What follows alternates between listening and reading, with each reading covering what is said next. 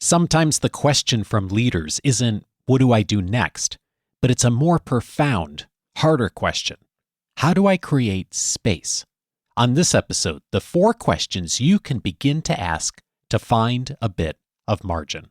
This is Coaching for Leaders, episode 540. Produced by Innovate Learning, maximizing human potential. Greetings to you from Orange County, California. This is Coaching for Leaders, and I'm your host, Dave Stachowiak. Leaders aren't born, they're made. And this weekly show helps you discover leadership wisdom through insightful conversations. One of the conversations that comes up a lot with the folks I work with, and certainly in our listening community, is how do I create more space? So many of us have had success in our careers. We've had success leading teams. We've worked for organizations that have done amazing things in the world and are doing amazing things. And yet we struggle, so many of us, with how do we create a little bit of margin, a little bit of space. Today's guest is going to really give us the invitation to do that more effectively, and also some practical steps that will help us to get there and to take those first steps along the journey. I'm so pleased to introduce to you Juliet Funt. She is a renowned keynote speaker and tough love advisor to the Fortune 500, who is regularly featured in top global media outlets, including Forbes and Fast Company. She's the founder and CEO of the Juliet Funt Group, helping business leaders and organizations to unleash their full potential by unburdening talent from busywork. She has earned one of the highest ratings in the largest leadership event in the world and has worked with brands such as Spotify, National Geographic, Costco, Pepsi, Nike, and many more. Her new book is titled A Minute to Think, Reclaim Creativity, Conquer Busyness, and Do Your Best Work. Juliet, that sounds great to me. I'm so glad to welcome you. Thank you. I was really looking forward to this one. Oh, me too. And, I was thinking about your work, and it just seems to me, and so many things in life, we teach what we most need to learn.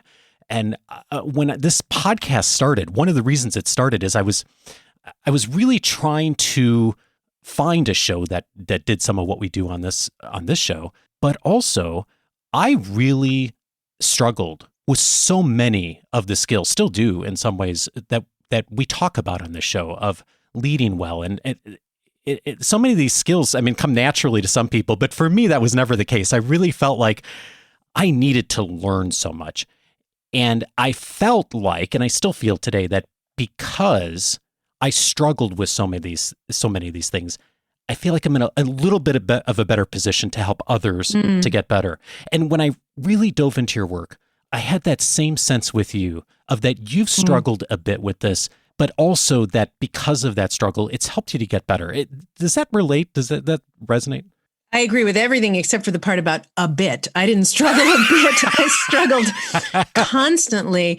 Well, we do as writers and teachers, we always are solving our own problem that then endlessly fascinates us, I think, often to then become the work that we do. So that's not an uncommon path, but I am not hardwired to be a thoughtful, slow-paced person with margin. I am hardwired to be a fast-paced, workaholic, Manhattan-born, tech-addicted lady who, if I didn't just keep my own book in my purse all the time, would probably forget in 30 minutes and return to those habits. So I think that there is a sense of needing a regimen, not a cure. And we need, like flossing or the gym, we need some reliable, easy things that we can do over and over and over. And I turn to them every single day. I was referring to that. I don't know if you know the Drew Barrymore movie, 50 First Dates, where she has a brain injury. Yeah, I remember that. She has a brain injury that every single morning she wakes up and she forgets her entire life. And they show her a little video. Here's who you are. Here's who you love.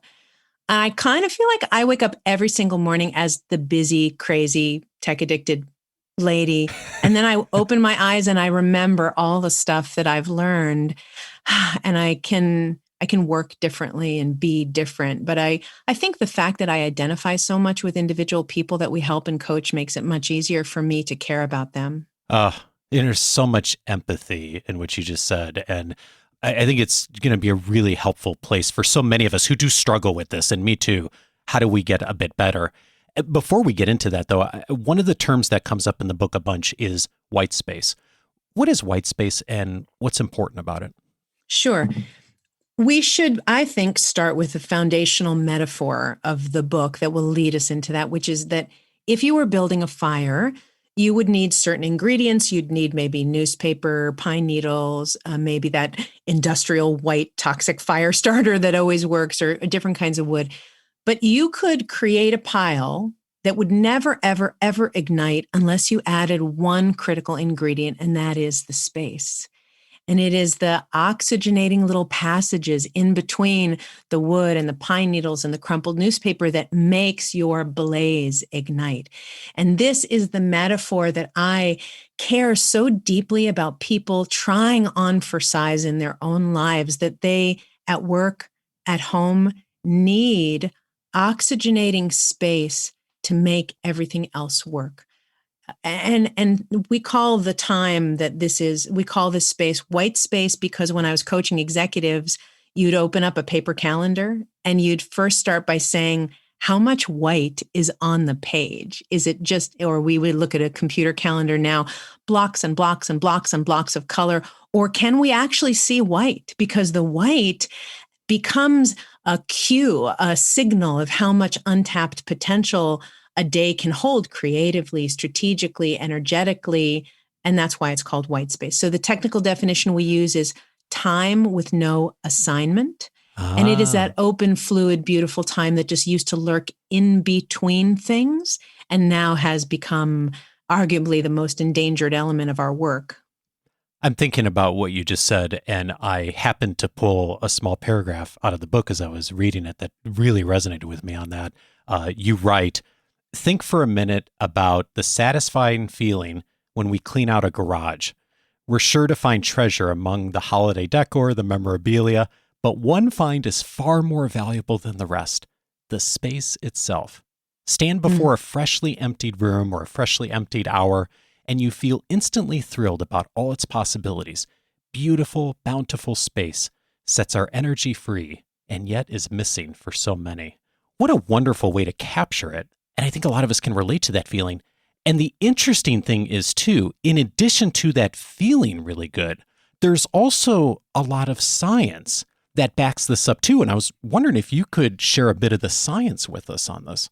There's a lot of science, and it is burgeoning now because people are getting more and more curious about how does the brain actually respond to a cessation of this busyness that we all live in. And the studies are definitely accumulating. So some of the ones in the book we talk about that I think are so fascinating. First of all, if you took a strategic pause, that's how we talk about it in the book, the way that you let white space in that pause, sitting at your desk doing apparently nothing, if you took an MRI of your brain, you'd actually see amazing stuff going on. There'd be complex activity in the part of the brain called the default neural network. And that is linked to insight and introspection and memory and creativity. But what you would see in an office if you walk by this person is nothing, just sitting. A lack of activity does not mean a lack of productivity. And then those studies go on to talk about pauses that increase our effectiveness,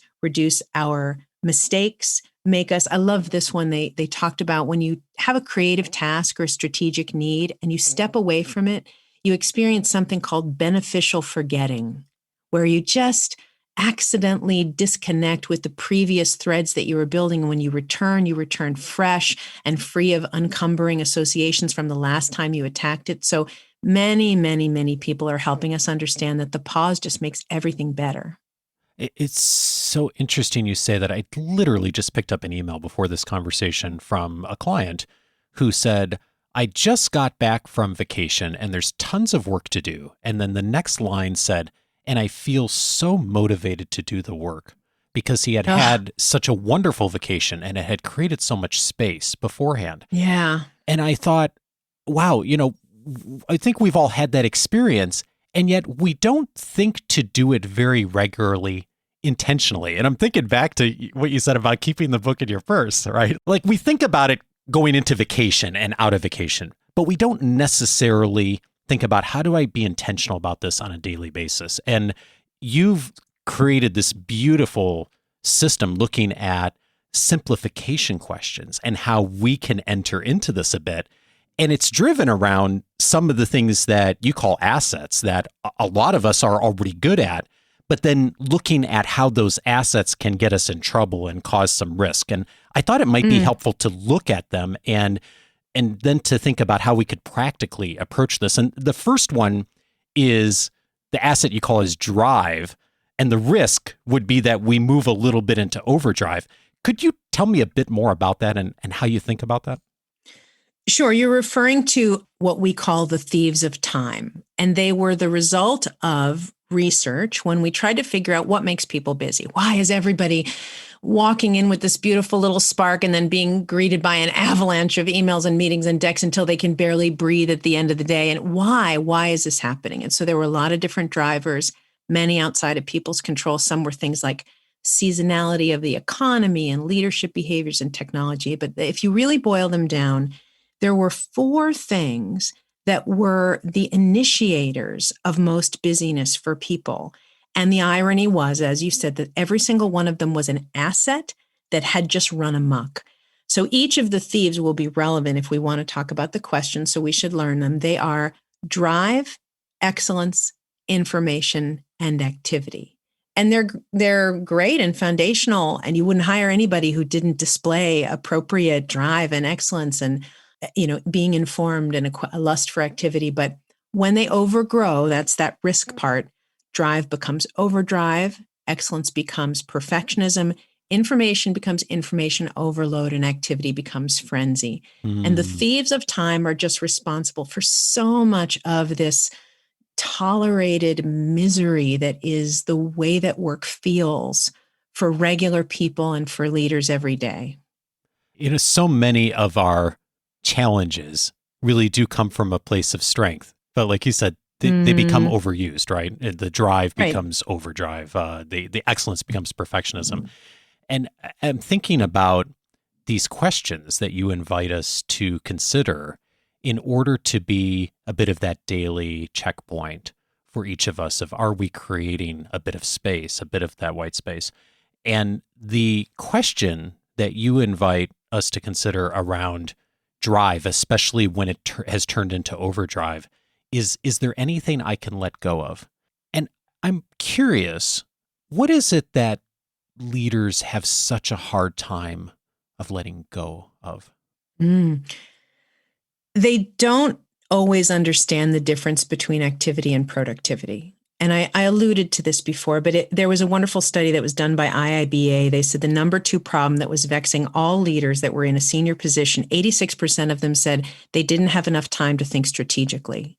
But it doesn't show up on their to-do lists. The things that show up on their to-do lists are driving projects, opening markets, launching new products, the things that have to do with doing, box checking, moving from not done yet to done, are the easiest things for leaders to put on their plate. And then, of course, we can add the whole undercurrent of micromanaging and too much overseeing, and we could talk about that if you want. So those action-oriented steps are the things that leaders spend a lot of their time doing.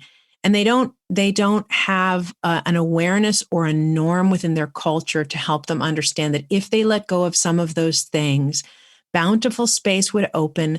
The mind for which they were hired in their senior position would have some time to play, and it might solve things that were far more important than, have I checked V37 of an internal deck that somebody else could really check?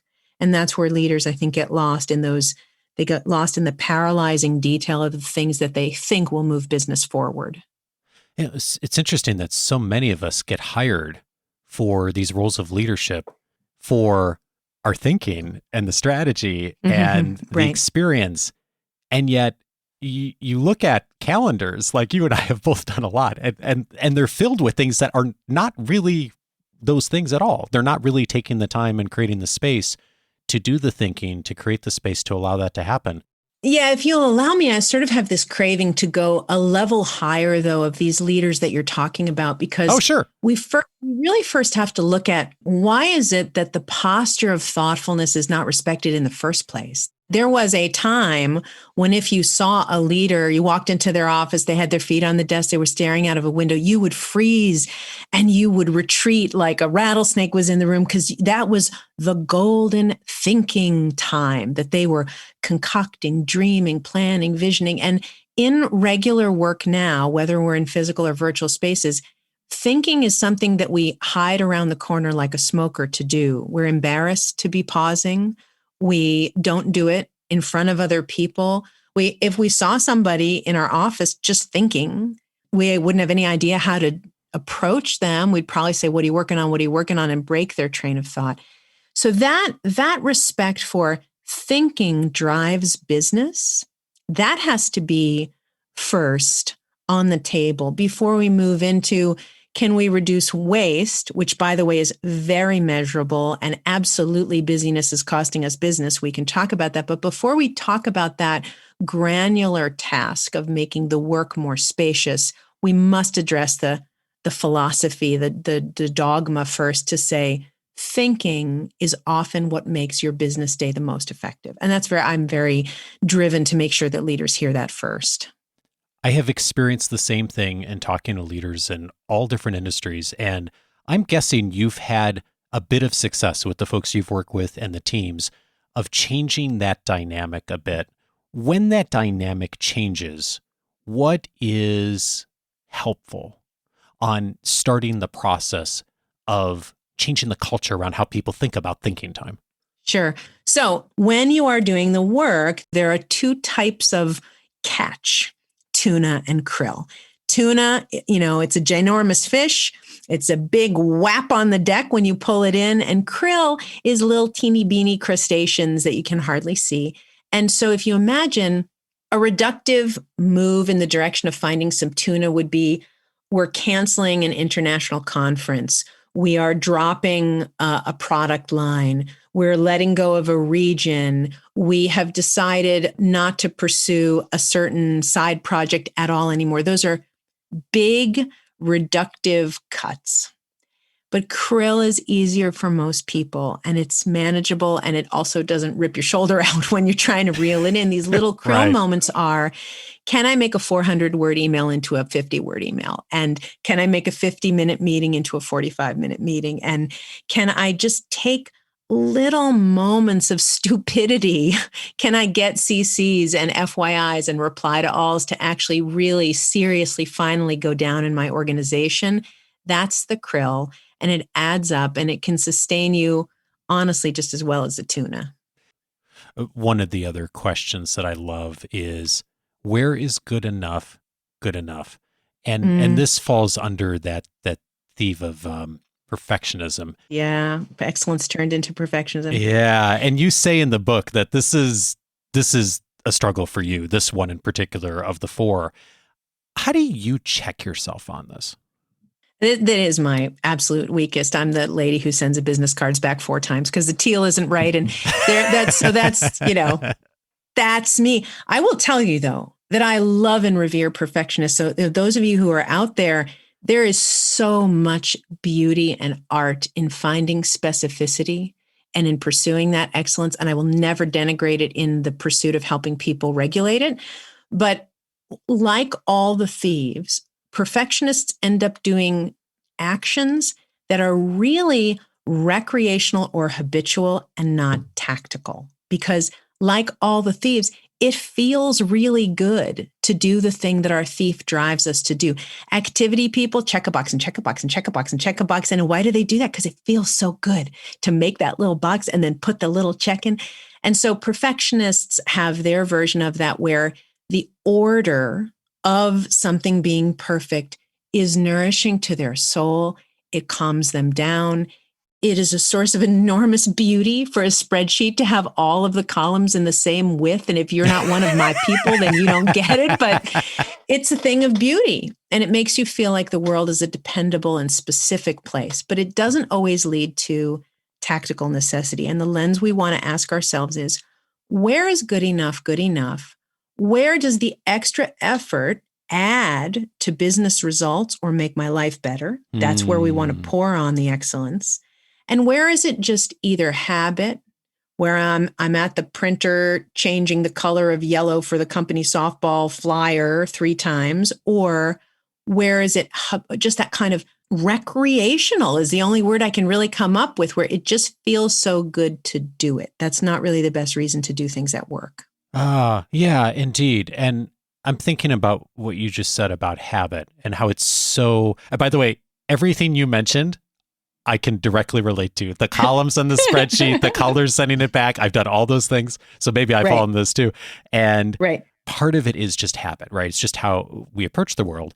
How do you, in the moment, either for you or for folks you've worked with, like, what is it that you do in the moment to kind of interrupt that and notice that and maybe break that? I'm like, oh, wait, maybe I shouldn't be reprinting this flyer 3 times. Like, I'm just kind of curious, like, if you found something that's really helped around that. Yes, there's only one thing, and it's the entire book is just take a pause. And I'll elaborate on where you go from there. But when people get in the habit of interlacing the day with a small sip of openness, 3 seconds, 5 seconds, 30 seconds, intelligence can kick in over just that maniacal metronome that we live by. So if you stop and pause and make that a daily habit, like brushing your teeth, that there will be some space, that you have permission to think or permission to breathe. I want to say that that is the foundational practice that then leads to the kind of clarity where you're standing at the printer and you have a moment of insight where you can realize that you're not on the right track. That moment of insight is more of an advanced feature of doing the work. So in the beginning, we just ask ourselves the question, where is good enough good enough? And we sit with it. Maybe we don't have a sense of it, and then it's time to ask for help. We might go to the person that we work with, or we might find a buddy to say, I have 5 projects on my desk right now. If I apply the full force of my excellence tornado on all 5 of them, I'll work 12 hours every day and I'll be exhausted. How can I determine which of these deserves the spotlight? Maybe 2 of them are client-facing critical things. That's where you pour it on. Maybe 3 of them are internal or less important. Maybe they can even be postponed or delegated. We sometimes need other people to walk us through. And as leaders, we reverse those 2 chairs, and we shine spotlights purposefully on people to help them out of the woods of perfectionism. When you assign a bunch of stuff, help your people by putting a highlighter or a bolding or verbally saying, these are the 3, these are the 2 that deserve the golden touch. Keep telling them that over and over, because they won't know in the beginning, and then they'll get a little better as they kind of step into the practice further. Boy, a couple of highlights on a page or a mention in a meeting. And again, you're fishing for a few krill here, right? Like, you're starting to do some changes, not only to change the dynamic of how you approach it, but how others around you approach it. And you start doing that, and eventually you do start really seeing the change that changes culture and how people think about it. It's just... You do. Yeah. You do. And I will tell you, this is the absolute most exciting time in professional history to do this kind of change, because right now there's this window of work being redesigned where all the car parts have been taken out of the engine and they're sitting on the driveway, and we're re-examining everything. And so I wouldn't say we have a blank page in front of us, but it's pretty close in terms of an opportunity for behavioral redesign. And as each of your listeners goes back to work or moves through the end of the pandemic, as we hope, they will be setting new norms, new ways of thinking, new culture. And then the amber is going to cool, and we're going to be stuck like that mosquito for the next 20 years of whatever it is that we cook right now. So I'm thrilled to be having these conversations right this minute. And leaders should think about this moment for them to take a pause and really think about what they want work to look like, to stop all the frenzy that the pandemic has bought them and just step back. It could be one of the most important pauses in their career. Well, speaking of changing norms, one of the norms that's absolutely changed in the last couple of decades, certainly since I started my career, is just the amount of information we all have access to, which in so many ways is an incredible blessing. And yet, as you say in the book, the risk here is it turns into overload. And I say this as a person who is part of the problem because I air a podcast every week and I regularly hear from people like, I got all these books on my bookshelf and yet I haven't read them all or I haven't necessarily taken the action. The question you invite us to consider on this is, what do I truly need to know? This is so hard. What do you find that works for people when they're grappling with this question?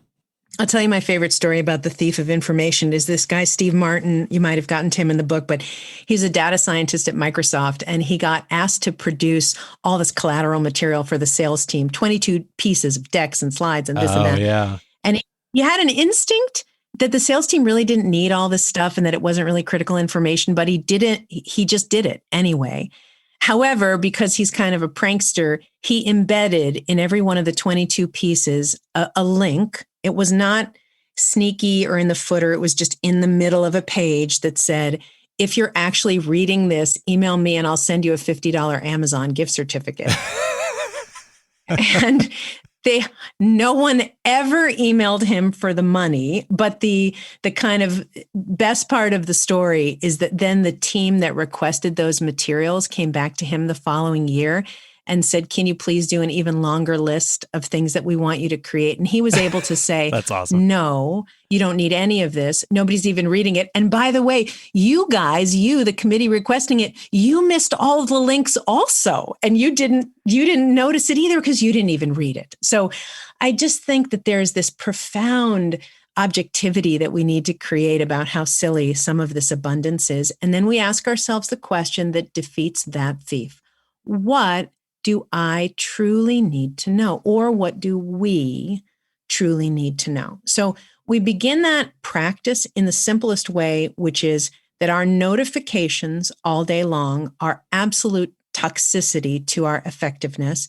And we want as much information as we can on a pull versus push system. So anytime technology is telling you, I have something to tell you, I have something to tell you, that's not what we want. We want to go to technology to ask questions of it when we darn feel like it. And so moving toward a zero notification system is a really wonderful way to do that. Another technique that leaders might want to consider is, this is a norm you can create within your company around CCs. And CCs are a primary place where people think others need to know things, but they absolutely do not. I had a client who said if you get a CC, it's like going into the mafia, because once you get in, you never get out. And I think that's how a lot of people feel. So simple technique they can play with called the WAIT technique, WAIT, stands for whose action is this?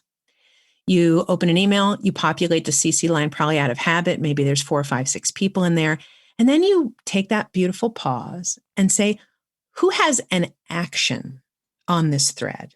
Not just they're not just sitting in that glass-walled operating, the room above an operation, above a surgery that's glass and everybody's looking down. That's how the world of CC is. Everyone's just watching the thread. We don't want those people in there. We want the people that have an action on the thread. Whose action is this? You'll probably end up with 2 out of the 7 and you'll delete the others and krill is found. And so that's just a couple real life ways that you can begin to put that question into action.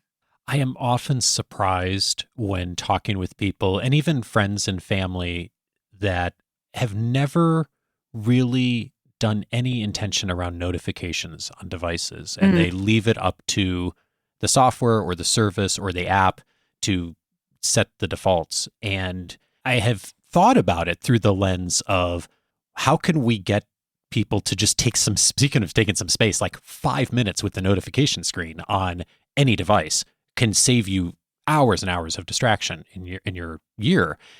And yet I hadn't really thought about till just this moment of, is there anything that I might do as a leader to also set that as a norm or maybe help encourage people in a team? And I'm sort of curious if you've ever gone down that route with a team or with a leader of like having some norms just around, I mean, this veers a little bit into like, okay, it's my device, I can do what I want, but I'm curious if you've seen anyone do that intentionally and to start to set some norms in the workplace of like, how do we just handle notifications better? We begin with the concept of permission, I think, is the most important thing. I was working with the editor just before we published, and I called her and I said, I just noticed that the word permission is 31 times in the book. Is that okay? Do we need to go to the thesaurus? She said, no, let's do 31 more, because this topic, everything we're talking about, people need enormous amounts of permission. It's counterintuitive. It frightens them to take a public pause, to think in front of people. So permission, permission, permission in the notification sphere is the same. You can say as a leader, I just want you to know that I'm not expecting you to have your notifications on. I'm not expecting you to have, I don't even know what you call it, that little bar that pops across the right side of your computer every time an email comes up and completely distracts you from everything that you're doing.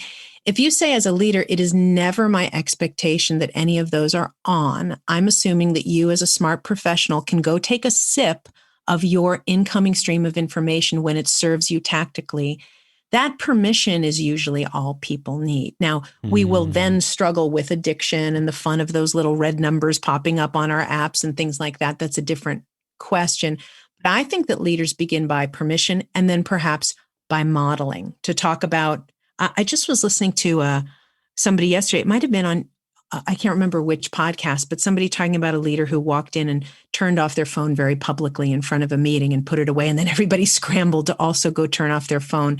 If you were a leader and you talked on a town hall or a stage about, I took a disconnected vacation and I never checked in and here's what happened, or I decided to turn off all my notifications for a week and I found that all that information was still there waiting for me when I needed it. These kinds of public declarations can be a tacit invitation to teams to do the same. And it is also laced with permission because you're already modeling it. That's such a great invitation for us all to do, and something each one of us can really do to lead by example. And if we do that, man, what a wonderful way to influence this so well. Yeah. And this actually is a good lead into the last question when thinking about activity moving into that place of frenzy. The question you invite us to think about is, what deserves my attention? And I'm thinking about this one through the lens of, there's so much professionally we could say, but also through the lens of personal. And we really do want to have it all. So many of us, we want to have everything for kids and family and personal time and reading and activities and all those things. And I'm sort of curious, like, as you think about what deserves my attention and challenging people to examine that, what's helpful for them? Slowness, pausing, taking the time. Our minds have become this terrible closet, the closet with the roller skates falling out of it that you close with your hip and you're going to clean it out someday. And so there just isn't, inside the mind, there is not spaciousness. And that lack of spaciousness just leads us to just keep picking up the next thing. So activity people, the ones who particularly need this question more than anybody else, they are riding the adrenaline high of checking off one thing after another. They also have that badge of honor sense. I feel valuable. They tend to numerically count. I did 20 things today. I did 15 things today. And so to slow down and say what deserves my attention the results can be very moving. Sometimes there's a woman in the book, when she slowed down enough to ask that question, she quit her job because that was not, once clarity came, the question forced her up against a wall and said, this is not for you. And sometimes it's just a task. Sometimes it's, what deserves my attention is prepping for Dave and the podcast, not sending out emails to try to do social media stuff. It can be as small as that, or it can be a crashing realization when you're in the kitchen and your child is trying to ask you a question and you're too busy to be present. And that beautiful question sneaks into your head and says, what deserves my attention? And you put down the spatula and you take out the AirPods and you stop everything and you turn both shoulders toward them and you say, hi, how can I help you? And so it's just so nimble. It goes everywhere. And the thing that I've discovered at the times that I do that, it's interesting you mentioned the AirPods in the kitchen, because that's totally me listening to a podcast while I'm cooking dinner. Right. When I make that choice, I don't even have to do it all the time. But if I do it once an evening or twice, what a difference that makes in the dynamic of conversation and relationship the rest of the day. and really showing up in a way that I want to show up. And it's such a powerful reminder. Simple. I mean, like so much simple, but if done consistently, we're fishing for krill. If done consistently, it really does make a big difference in the long run. And your loved ones can benefit from having a specific way to ask for that. You should teach everyone you care about and all your children to say, I would like full attention. And that phrase or that word, full attention, is a spectacular snap you out of it moment where if your child says, our children now have done this since they were little, but you should teach them to say, I would like full attention. And my husband says it too, because there's times when we can't give it. We want a cue, a shorthand in our families to say, that half attention that you give me a lot because you try to be a superwoman or a super dad and also be with me, but this is different. I need something different right now. It's one of my favorite cues for family life. Huge. Juliet, thank you so much for inviting us to consider these questions. I know it's going to be so helpful for folks. We're going to be linking them up in the notes and in this week's weekly leadership guide, so be watching for that. Juliet Funt is the author of A Minute to Think, Reclaim Creativity, Conquer Busyness, and Do Your Best Work. Juliet, thank you so much for your best work. Thank you.